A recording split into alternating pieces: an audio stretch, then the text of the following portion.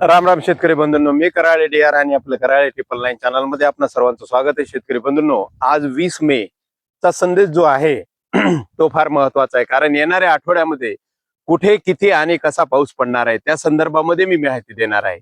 तसंच मान्सूनची जी काही प्रगती आहे त्या मान्सूनची प्रगती कुठपर्यंत आणि कशा पद्धतीची आहे ते सुद्धा या व्हिडिओद्वारे सांगणार आहे.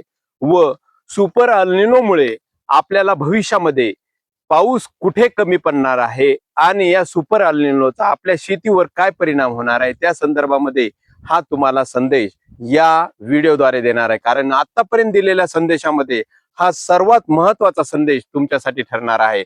कारण योग्य माहिती देण्यासाठी मी तुमच्यापर्यंत प्रयत्न करतो आणि या हवामानाचा अचूक अंदाज देण्यासाठी आणि शेतकऱ्यांना जे खरंच शेतकरी जे मानत असतील मला त्या शेतकऱ्यांच्याकडून जो काही सन्मान वसमतचे जे काही रामचंद्रजी देशमुख यांनी हा हवामानाचा अचूक अंदाजा दिल्याबद्दलचा मला जो काही सन्मान दिलेला आहे त्याबद्दल मी त्यांचा आभारी आहे. तसंच स्मृतितीर्थ गणेशराव जी देशमुख प्रतिष्ठान कारंजाळा या ठिकाणी त्यांचं जे काही प्रतिष्ठान आहे त्या प्रतिष्ठानाच्या वतीने त्यांनी मला जिंतूरला येऊन तो जो काही आदरभाव आहे तो केला, त्याबद्दल मी त्यांचे परत परत आभार व्यक्त करतो. व हा संदेश इतर शेतकऱ्यांना देण्यासाठी मी आज उपस्थित होऊन आज 20 मे आज सायंकाळी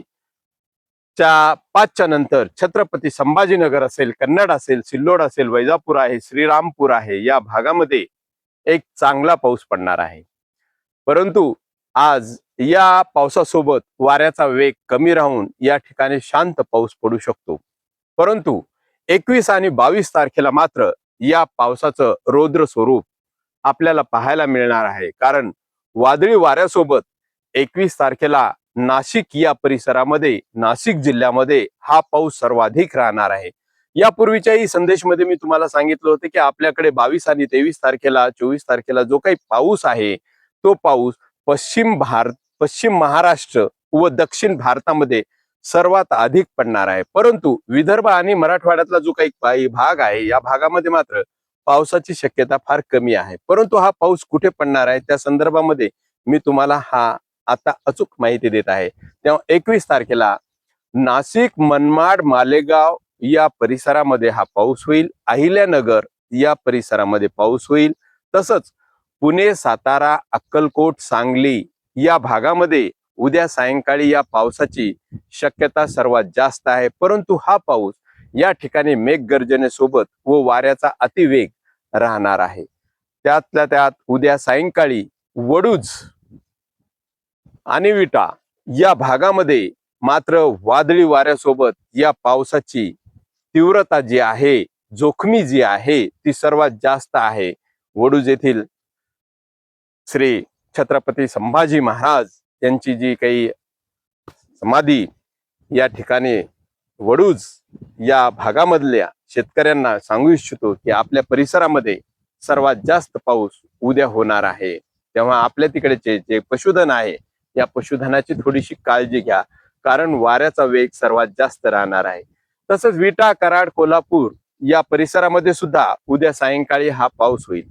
तुळजापूर, बार्शी, धाराशिव या परिसरामध्ये उद्या दुपारी 3 वाजेच्या नंतर वातावरणामध्ये बदल होईल व या पावसाला सुरुवात होईल. तसंच लातूरचा जो काही परिसर आहे, उमरगा आहे, औसा आहे, निलंगा आहे या परिसरामध्ये उद्या सायंकाळी हा पाऊस होईल. तसंच हा पाऊस नंतर बसव कल्याण या भागामध्ये वादळी वाऱ्यासोबत होऊन कर्नाटक या भागाचा जो काही क्षेत्र आहे, कर्नाटकची जी काही परिसर आहे जसं की बिदर, भालकी वगैरे जो काही परिसर येतो या परिसरामध्ये सर्वाधिक उद्या सायंकाळी पाऊस होणार आहे. परंतु या पावसाच्या संदर्भामुळे, ज्या वातावरणामुळे आपल्या राज्यामध्ये जे काही मागील आठवड्यामध्ये जी उष्णतेची जी दाहकता होती ती उष्णतेची दाहकता थोडी कमी होणार आहे. ढगाळ वातावरणामुळे थोडंसं आल्हाददायक असं वातावरण आपल्याला येणाऱ्या 25 तारखेपर्यंत पाहायला मिळणार आहे. 22 तारखेला सर्वात जास्त पाऊस पडणार आहे. 22 तारखेला या पावसाची तीव्रता अजूनही जवळपास 6 जिल्ह्यांमध्ये व्याप्ती या पावसाची होणार आहे. 22 तारखेला छत्रपती संभाजीनगर आहे, पैठण आहे, गंगापूर आहे, अहिल्यानगर आहे, दौंड आहे, सोलापूर आहे, या परिसरामध्ये हा पाऊस होणार आहे. तसंच छत्रपती संभाजीनगरच्या अलीकडे जो जालना जिल्हा आहे, या जालना जिल्ह्यामध्ये सुद्धा अंबड, गेवराई, आष्टी या परिसरामध्ये चांगला पाऊस होणार आहे 22 तारखेला सायंकाळी. लातूर जिल्ह्यामध्ये सुद्धा या पावसाची तीव्रता 22 तारखेला सर्वात जास्त राहणार आहे. या 22 तारखेच्या पावसामध्ये वाऱ्याचा वेग सुद्धा अति राहणार आहे शेतकरी बंधूंनो.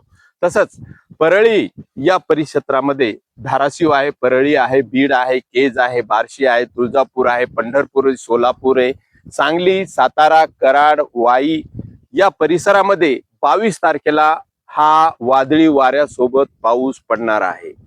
तसंच परभणी जिल्ह्यामध्येही बहुतांश तालुक्यामध्ये या पावसाचा जो काही परिणाम आहे तो जास्त राहणार आहे. परभणी जिल्ह्यामध्ये गंगाखेड, पाथरी, राणी सावरगाव, सोनपेठ, पूर्णा या परिसरामध्ये हा पाऊस होईल. पालम, लोहा, वसमतचा थोडासा परिसर येईल, या परिसरामध्ये हा पाऊस राहील. सेलू या भागामध्ये मात्र सेलू आणि पाथरी या परिसरामध्ये जास्त होऊ शकतो. आमचे पाथरीचे जे काही पामे शावकार आहेत त्यांना हा संदेश महत्वाचा ठरणार आहे. परंतु 23 तारखेपासून या पावसाला थोडीशी विश्रांती होईल आणि ढगाळ वातावरण राहील. थोडं थोडं तापमान वाढेल. 26, 27, 28 या तिन्ही तारखेला अजून उष्णतेची दाहकता राहील. परंतु 29 तारखेला मात्र या पावसाची तीव्रता आहे सर्वात जास्त राहणार आहे. 29 तारखेला मात्र हा पाऊस सर्वदूर राहणार आहे असातली गोष्ट नाही, परंतु 50 ते 60% क्षेत्रावर हा पाऊस होणार आहे. या पावसामध्ये येणाऱ्या 21, 22, 23 तारखेला जो काही पाऊस आहे या विदर्भामध्ये मात्र उष्णतेपासून शेतकऱ्यांची, माणसाची काही सुटका नाही. या 21 ते 27 तारखेपर्यंत विदर्भामधला जे काही तापमान आहे ते तापमान वाढणार आहे आणि पावसाची शक्यता नाहीये. खानदेश मधला जो काही जळगाव, नंदुरबार वगैरे जो परिसर आहे या परिसरामध्ये 24 आणि 25 तारखेला पाऊस होणार आहे. 29 तारखेला मात्र हा पाऊस विदर्भ असेल, खानदेश असेल, मराठवाडा असेल या भागामध्ये मात्र फार तुफान आणि जोरदार पाऊस होणार आहे. त्यातल्या त्यात याचं कारण, मुख्य कारण म्हणजे जो काही मान्सून आहे तो 26-27 तारखेपर्यंत अंदमान सोडून केरळ पर्यंत कूच करणार आहे आणि केरळ पासून हा पाऊस केरळला 26-27 पर्यंत पोहोचल्याच्या नंतर 29 आणि 30 तारखेला मुंबईमध्ये सर्वात जास्त हा पाऊस होणार आहे. आणि शेतकरी बंधूंनो, मुंबईमध्ये 29-30 तारखेला हा सर्वात जास्त पाऊस राहिल्या कारणाने हा मान्सूनचा पाऊस आपल्याकडे जूनच्या 5 ते 8 तारखेच्या दरम्यान मृगाच्या सरी बरसतील आणि जूनच्या पहिल्या आठवड्यामध्ये हा आपल्याकडे राज्यामध्ये सर्वदूर पाऊस पडणार आहे. परंतु शेतकरी बंधूंनो, सुपर अल्निनोची धास्ती आहे आणि सुपर अल्निनो जून जुलैमध्ये सक्रिय होणार आहे आणि हा नंतर जानेवारी पर्यंत याचा परिणाम आपल्याकडे राहणार आहे. तेव्हा शेतकरी बंधूंनो, सोयाबीन क्षेत्र थोडस कमी केलेलं हे चांगलं राहील, कारण हा पाऊस जून आणि जुलैमध्ये सर्वात जास्त आहे. सप्टेंबर, ऑक्टोबर मध्ये पावसाची फारच शक्यता कमी आहे. तेव्हा पुढील संदेश अजूनही व्यवस्थित तुम्हाला देण्याचा मी प्रयत्न करेल. तोपर्यंत मी आपली रजा घेतो व हा संदेश इतर शेतकऱ्यांपर्यंत आपण आवर्जून पोहोचाल अशी अपेक्षा बाळगतो. धन्यवाद.